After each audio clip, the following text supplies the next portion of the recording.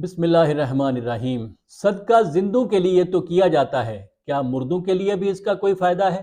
40 دن بعد چیلم کیوں کیا جاتا ہے؟ 40 دن کی گنتی کس دن سے کی جائے گی؟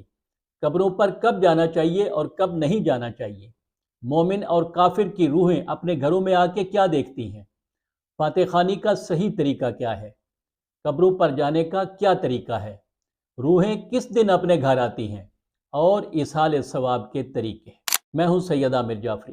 وہ جو ہم سے جدا ہو گئے، جن کا دنیا سے رابطہ کٹ گیا، اب وہ ہمارے محتاج ہیں۔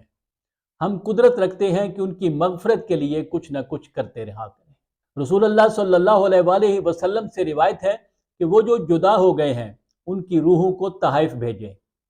آپ سے پوچھا گیا کہ ان کے لیے کون سے تحائف ہیں؟ آپ نے فرمایا صدقہ اور دعا۔ اور یہ بھی فرماتے ہیں کہ ہر جمعہ مومنین کی روحیں اپنے گھروں کے سامنے آتی ہیں اور مغموم آواز میں صدا دیتی ہیں کہ اے میرے بچوں، اے میرا خاندان، اے میرے والدین اور رشتہ داروں، ہم پر رحم کرو، اور اس دولت سے جو کبھی ہمارے ہاتھوں میں تھی اب تمہاری ملکیت ہے، 1 درہم، روٹی کا 1 ٹکڑا، 1 کپڑا دے کر ہم پر رحم کرو تاکہ اللہ تمہیں بھی جنت کا لباس پہنائے۔ اب فرماتے ہیں کہ ہر صدقہ جو کسی مرحوم کے لیے دیا جاتا ہے اسے ایک فرشتہ نور کی تشتری میں سجا کے اس کی قبر پر لے کر جاتا ہے اور کہتا ہے کہ اے اہلیان قبور، تم پر رحمت ہو، تمہارے خاندان نے تمہارے لیے یہ تحفہ بھیجا ہے۔ مرحوم وہ تحفہ لے کر اپنی قبر میں داخل ہو جاتا ہے، جس سے اس کی قبر کشادہ ہو جاتی ہے اور اسے راحت و آسانی ملتی ہے۔ امام جعفر صادق علیہ السلام فرماتے ہیں کہ اچھے کاموں کا صلہ اس کے کرنے والے اور مرحوم دونوں کو ملتا ہے۔ خاص طور پر مرحوم کے قضا، روزے اور نمازیں ادا کریں یا کروائیں، اور اس کے لیے کثرت سے صدقہ کریں۔ بعض علماء نے تو یہ بھی کہا ہے کہ مرحوم کی جائیداد کا کم از کم تیسرا حصہ ان کاموں میں صرف کریں۔ امام جعفر صادق علیہ السلام فرماتے ہیں کہ مرنے والا بھی دعاؤں اور اس کے لیے مانگی جانے والی مغفرت سے ویسے ہی خوش ہوتا ہے جیسے کوئی زندہ انسان تحفہ ملنے پر خوش ہوتا ہے۔ آپ فرماتے ہیں کہ دعاؤں، روزوں، حج اور صدقے اور دوسرے نیک کاموں کا اجر و ثواب مرحوم اپنی قبر میں وصول کرتا ہے، اور اس کا اجر و ثواب مرحوم اور یہ سب اعمال کرنے والے دونوں کے نام لکھا جاتا ہے۔ مرنے والے کے لیے عام طور پر ہم فاتحہ پڑھتے ہیں، لیکن رسول اللہ صلی اللہ علیہ وآلہ وسلم فرماتے ہیں کہ جب کوئی مومن قبرستان میں آیت الکرسی پڑھ کے اسے ان کا تحفہ بناتا ہے تو اللہ تعالیٰ آیت الکرسی کی برکت سے ہر قبر میں 40 نور داخل کرتا ہے، اور یہ نور ان کی قبروں کو نور سے بھر دیتا ہے اور ان کو کشادہ کر دیتا ہے اور ہر مرنے والے کا 1 درجہ بلند کر دیتا ہے۔ کہا گیا ہے کہ جو کوئی قبرستان میں سورہ یاسین کی تلاوت کرے گا تو اس قبرستان کے لوگوں کی سزا میں کمی ہوگی، اور پڑھنے والے کے لیے اس قبرستان میں مدفون لوگوں کی تعداد کے مطابق ثواب لکھا جائے گا، اور اس سے اس دنیا کی مشکلات اور آخرت کی سزا دفع کی جائے گی۔ اسی لیے اس سورہ کا نام دافعہ ہے۔ اگر مرحومین کے لیے دعا اور صدقہ کیا جائے، اس سے مرحوم اور اپنے گناہ معاف ہوتے ہیں، مرنے والے کی سزا میں کمی ہوتی ہے اور اس کی روح کو خوشی ملتی ہے۔ اللہ خوش ہوتا ہے اور اس سے مرنے والے کی یاد تازہ رہتی ہے۔ خاص طور پر یہ اہتمام شب جمعہ اور مذہبی تہواروں پر ضرور کرنا چاہیے۔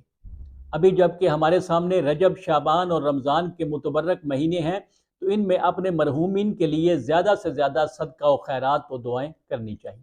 مرحومین کے لیے پورا قرآن ہی پڑھا جا سکتا ہے، لیکن خاص طور پر ان کے لیے سورہ یاسین، سورہ واقعہ، سورہ جمعہ، سورہ کہف، سورہ حمد و اخلاص، سورہ ملک اور سورہ قدر پڑھنی چاہیے۔ امام رضا علیہ السلام فرماتے ہیں کہ جب کوئی مومن کسی دوسرے مومن کی قبر پر جا کر 7 بار سورہ قدر پڑھتا ہے تو اللہ دونوں کو بخش دیتا ہے۔ اس کے علاوہ مرنے والے کے لیے صدقہ بھرپور دیں، کیونکہ رسول اللہ صلی اللہ علیہ وآلہ وسلم فرماتے ہیں کہ صدقہ قبروں کی حرارت کو ختم کرتا ہے۔ فاتحہ کیسے پڑھنی چاہیے؟ بہتر تو ہے قبر پر جا کر پڑھی جائے، لیکن اگر نہ جا سکیں تو آپ جہاں بھی ہیں وہیں پڑھ دیں، وہ ان تک پہنچ جائے گی۔ آپ جو بھی سورہ یا کلام پڑھیں اس کے بعد بہتر ہے کہ 1 مرتبہ یہ دعا پڑھیں: اللہم اغفر للمؤمنین والمؤمنات والمسلمین والمسلمات الاحیاء منہم والاموات تابع بیننا وبینہم بالخیرات انکا مجیب الدعوات انکا غافر الذنب والخطیات وانکا علی کل شیء قدیر بحرمت الفاتحۃ مع الصلوات۔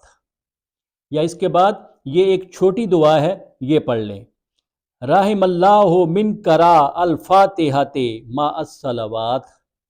قبروں پر کب جانا چاہیے اور کب نہیں جانا چاہیے؟ سنی شیعہ دونوں میں قبروں پر جانا ایک اسلامی روایت ہے۔ پیر، جمعرات اور جمعے کو قبروں پر جانے پر بہت زور دیا گیا ہے۔ سب سے اچھا وقت جمعرات کو سپہر سے لے کر سورج غروب ہونے تک ہے۔ اس کے علاوہ جمعہ اور ہفتہ اذان فجر سے لے کر سورج طلوع ہونے تک۔ امام محمد باقر علیہ السلام ارشاد فرماتے ہیں کہ جمعے کو قبروں پر جاؤ، کیونکہ ان میں سے جو پریشانی میں ہیں انہیں طلوع فجر سے لے کر طلوع شمس تک کچھ سکون کا وقفہ ملتا ہے، اس لیے انہیں اپنی قبر پر آنے والے کی اطلاع ہو جاتی ہے۔ پیغمبر اعظم صلی اللہ علیہ وآلہ وسلم فرماتے ہیں کہ جو کوئی ہر جمعے کو اپنے والدین کی قبروں پر سورہ یاسین پڑھے گا تو اللہ اس کے ہر حرف کے بدلے رحم فرمائے گا اور ان کو بخش دے گا۔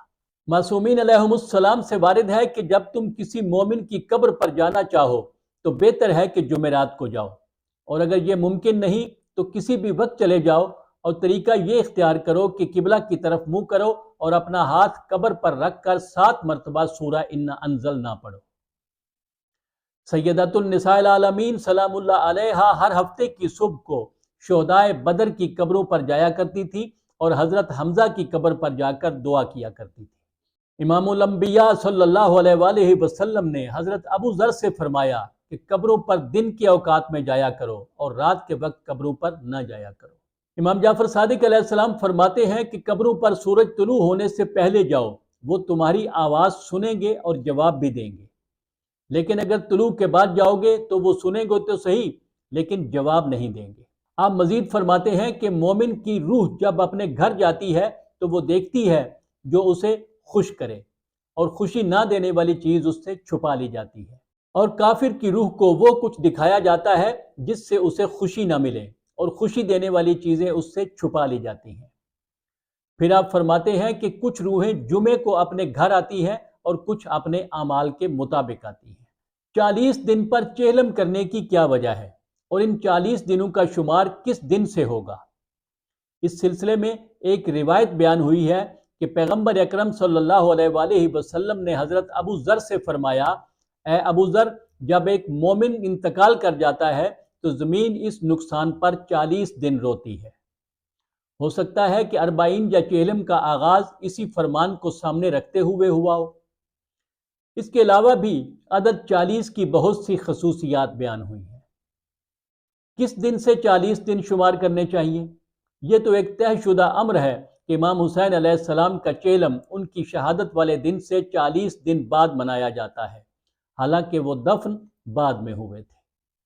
انشاءاللہ پھر ملیں گے۔